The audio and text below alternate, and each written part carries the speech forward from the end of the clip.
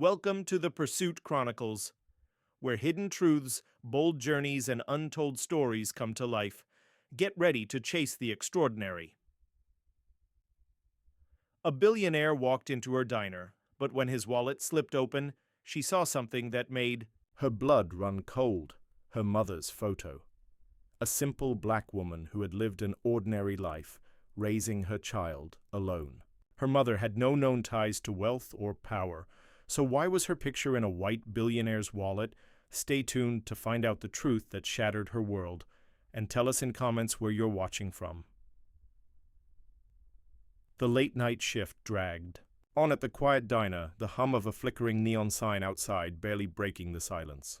Zoe Carter wiped down the counter, exhausted but relieved that the night was almost over. Then the bell above the door jingled. She glanced up, expecting another weary traveler or a local looking for coffee. Instead, a sharply dressed man strode in, his presence commanding.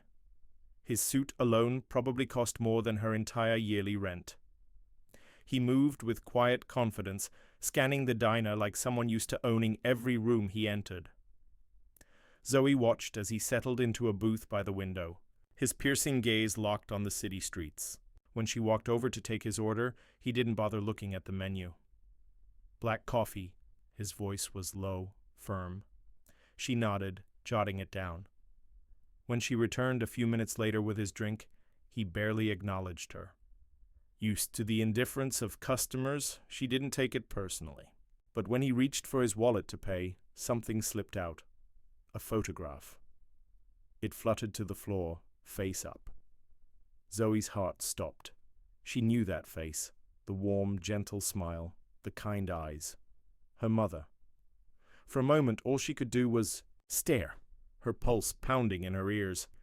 Then, before she could stop herself, she bent down and picked it up. "Where did you get this?" Her voice came out hoarse, barely a whisper. The man's head snapped up, his cool blue eyes locking onto hers. For the first time, he truly saw her. Zoe turned the photograph toward him, gripping it tightly. "Why do you have a picture of my mother?" His expression flickered just for a second. Then, just as quickly, his face became unreadable again. Without a word, he reached for the photograph, his fingers brushing against hers as he took it. "You must be mistaken," he said, tucking it back into his wallet as if it meant nothing. Zoe's stomach twisted. She knew exactly what she had seen. Her mother had kept a near-identical photograph in a small memory box back home. She had memorized every crease, every detail. "This wasn't a mistake." "I'm not mistaken," she said firmly. "Why do you have it?" The man exhaled sharply, adjusting the cuff of his expensive suit. "I don't owe you an explanation." Then, before she could react, he stood, placed a crisp $100 bill on the counter, and walked toward the door. Panic surged through her. He was leaving. This might be her only chance to find out the truth. She rushed out from behind the counter, nearly knocking over a tray in her haste. "Wait!" she called. He didn't stop. He was already heading toward. A sleek black car parked at the curb, the driver stepping out to open the door. Zoe's heart pounded. "Please, just tell me how you knew her." For a brief moment he paused, his hand resting on the car door. She thought, hoped, he might actually say something. Instead, he turned just enough to meet her gaze, his stare cool, detached. Then, in a voice devoid of emotion, he said, "Forget this." Then he slid into the car, the door shutting behind him. The engine roared to life, and before she could take another step, the vehicle disappeared into the night. Zoe stood frozen on the sidewalk, her breath coming in uneven bursts. A billionaire had just walked into her life and left her with more questions than she could count. Who was he, and why did he have a photograph of her mother? She wasn't letting this go. She was going to find out the truth. Zoe didn't sleep that night. She sat at her tiny kitchen table, her laptop open, searching for any clue about the man from the diner. She didn't know his name, no business card, no receipt with a name, just his face, his voice, the dismissive way he had looked at her as if she were nothing more than an inconvenience. But that photograph changed everything. She started by searching for wealthy business tycoons, real estate moguls, and influential CEOs. Dozens of names flooded her screen, but none matched his face. Her frustration grew. Hours passed. But then, as she was about to give up, she saw him. Richard Lawson, CEO of Lawson Global Enterprises, a billionaire real estate magnate, a man whose empire spanned cities with his name tied to luxury developments and high-profile deals. Zoe clicked on his image, her breath hitching. It was him. She scrolled through article after article, but nothing linked him to her mother. No past relationships, no known family ties. Nothing. Which meant only one thing. He had erased her. Zoe clenched her fists. He had walked into that. Dinah holding a picture of her mother and acted as if she didn't exist, as if Evelyn Carter had meant nothing. The thought made her blood boil. She wasn't letting this go. She needed answers, and she knew exactly where to start. The next morning, Zoe boarded the first bus downtown. Her heart pounded as she stepped off in front of a massive glass skyscraper, Lawson Global Enterprises. The building loomed over her, a symbol of wealth and power, but she wasn't intimidated. She walked inside, straight to the reception desk. "I need to see Richard Lawson," she said, her voice steady. The receptionist barely looked up. "Do you have an appointment?" "No," Zoe admitted, "but it's important." The woman sighed, unimpressed. "Mr. Lawson doesn't take walk-in meetings." Zoe expected this. She had no appointment, no official reason to be here. If she wanted answers, she'd have to find another way in. Her eyes darted around the lobby, security guards near the elevators, employees flashing badges to get through the turnstiles. No way she was getting in the normal way. Then she spotted him, a young man, mid-20s, balancing a coffee cup and folder, heading toward the elevators. He looked distracted. She moved quickly, falling into step beside him. "Hey," she whispered urgently, "wait up. You forgot to send me that report Mr. Lawson needed." The man blinked, startled. "What?" Zoe sighed in fake exasperation. "The report? He was expecting it this morning." Before he could respond, she smoothly stepped forward, walking right through the turnstile just as his badge activated the sensor. The guard barely glanced at her. She was in. Her pulse pounded as she stepped into the elevator, pressing the button for the top floor. This was it. She was about to come face to face with Richard Lawson, and this time he wasn't walking away. The elevator doors slid open to the top floor of Lawson Global Enterprises. Zoe stepped out, her breath shallow, hands clenched at her sides. The reception area was sleek, modern, and intimidating. A man in a dark suit approached her instantly. "Miss, do you have an appointment?" "No," she said, "but I need to see Richard Lawson. It's about my mother." The man's jaw tightened. "Mr. Lawson doesn't take walk-ins." Zoe exhaled, her heart pounding. "Tell him my mother's name was Evelyn Carter, and I'm not leaving until I speak to him." The man hesitated before disappearing down a hallway. The minutes stretched endlessly. Then, finally, a door opened. Richard Lawson stepped out. The moment he saw her, something flickered in his gaze. Not surprise, not anger, something closer. To resignation. He walked toward her, slow and deliberate. Then, after a long pause, he simply said, "Come with me." Zoe followed him into his office, her heart racing. The moment the door closed, she turned to face him. "Why do you have a picture of my mother?" He didn't answer right away. Instead, he reached into his desk, pulled out his wallet, and placed the photograph on the table. Zoe stared at it. Then slowly, her gaze lifted to his. "You knew her," she whispered. Richard met her eyes, his expression unreadable. "I didn't just know her," he said finally. "I loved her." Zoe's world tilted beneath her feet. She had come for answers, but she wasn't prepared for this. Richard leaned against his desk, exhaling sharply. "I loved her," he repeated, his voice carrying the weight of years of regret. "But I walked away." Zoe's chest tightened. Why? His jaw clenched. Because I was a coward.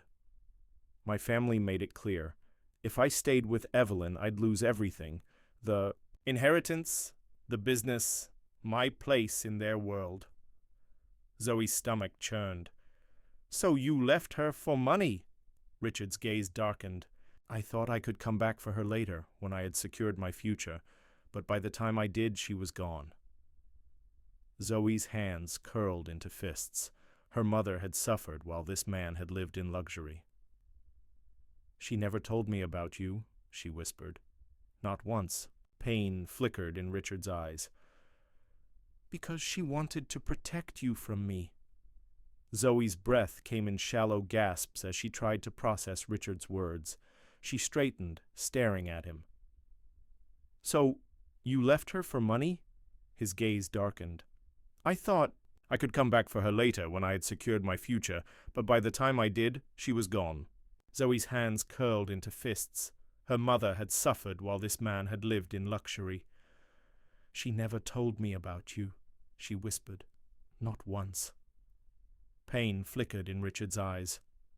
Because she wanted to protect you from me. The weight of his confession settled in the room, suffocating in its intensity. Zoe took a shaky breath, trying to sort through the tangle of emotions. She needed space to think, to process. Without another word, she turned and walked out of his office. That night, she searched through her mother's belongings, hoping for answers Evelyn had never given her. As she sifted through old letters and keepsakes, her fingers brushed against something small, a velvet pouch tucked at the bottom of a wooden box. Zoe's breath hitched as she pulled it out and carefully opened it. Inside lay a delicate silver necklace with an engraved pendant. The 3 words, "Forgive, love, begin," were carefully etched into the metal, and on the back of the pendant was a small, faded photograph, one of her father. A note accompanied it, written in her mother's handwriting. This belonged to your father. I kept it for you. One day, you will understand. Her hands trembled as she realized the full weight of the truth. Richard Lawson wasn't just a man from her mother's past. He was her father.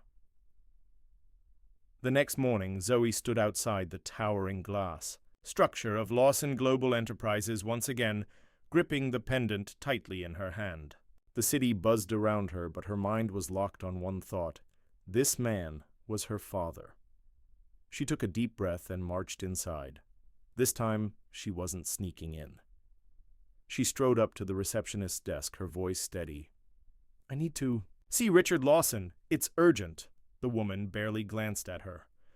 As I said before, Mr. Lawson doesn't take walk-ins. Zoe's hand slammed onto the counter, revealing the pendant. Then tell him his daughter is here. The receptionist's polite expression faltered. There was hesitation before she finally reached for the phone. Within moments, security guards flanked Zoe, but before they could escort her out, a deep voice cut through the air. Let her in! Richard stood at the end of the hall, his face unreadable. He turned and walked toward his office without another word. Zoe followed, her pulse hammering. Inside, the door shut behind her, enclosing them in thick silence. Zoe wasted no time. She placed the pendant on his desk and crossed her arms. Explain this. Richard stared at the necklace, his fingers hovered over it but never touched it. His jaw tightened, his composure slipping for the first time. She kept it, he murmured, almost to himself. She didn't just keep it, Zoe shot back. She left it for me, along with a note. She never told me who my father was. But this, she gestured at the pendant, this told me everything. Richard exhaled sharply, rubbing his temples. I didn't know, he admitted. If I had known she was pregnant, if I had known about you. He let the words trail off as if they physically pained him. Zoe's chest ached, but she refused to let sympathy cloud her anger. But you didn't know because you left. I searched for her, Richard said, his voice raw. By the time I realized what I'd lost, she had disappeared. I hired investigators. No trace. She made sure I wouldn't find her. Zoe swallowed the lump in her throat. That sounded exactly like her mother, protecting her at all costs. But was it really protection, or had it stolen something from her? She thought she was protecting me from you, Zoe said slowly, testing the words as they left her lips. She didn't think you deserved to be in my life. Richard flinched. Maybe she was right. Silence hung between them.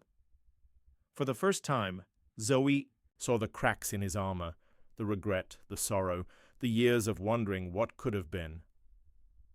I can't change the past, Richard said, his voice quieter, but I can be here now.